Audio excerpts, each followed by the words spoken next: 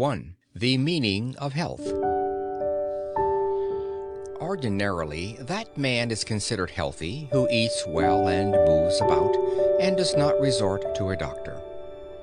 But a little thought will convince us that this idea is wrong. There are many cases of men being diseased in spite of their eating well and freely moving about. They are under the delusion that they are healthy simply because they are too indifferent to think about the matter. In fact, perfectly healthy men hardly exist anywhere over this wide world. As has been said, only that man can be said to be really healthy who has a sound mind and a sound body. The relation between the body and the mind is so intimate that if either of them got out of order, the whole system would suffer. Let us take the analogy of the rose flower. Its color stands to its fragrance in the same way as the body to the mind or the soul. No one regards an artificial paper flower as a sufficient substitute for the natural flower, for the obvious reason that the fragrance, which forms the essence of the flower, cannot be reproduced.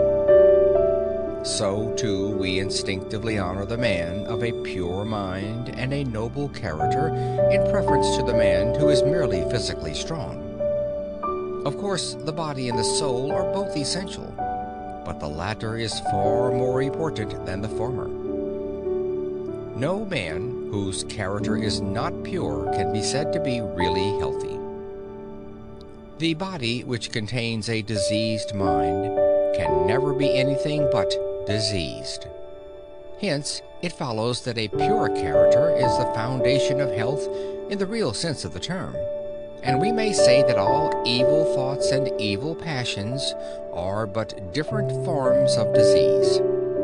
Thus considered, we may conclude that that man alone is perfectly healthy whose body is well formed, whose teeth as well as eyes and ears are in good condition, whose nose is free from dirty matter, whose skin exudes perspiration freely and without any bad smell, whose mouth is also free from bad smells, whose hands and legs perform their duty properly, who is neither too fat nor too thin, and whose mind and senses are constantly under his control.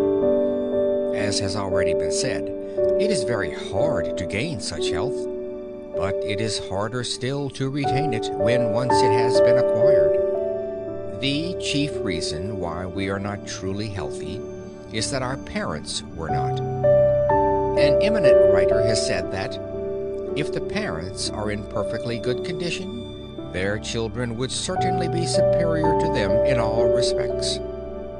A perfectly healthy man has no reason to fear death. Our terrible fear of death shows that we are far from being so healthy.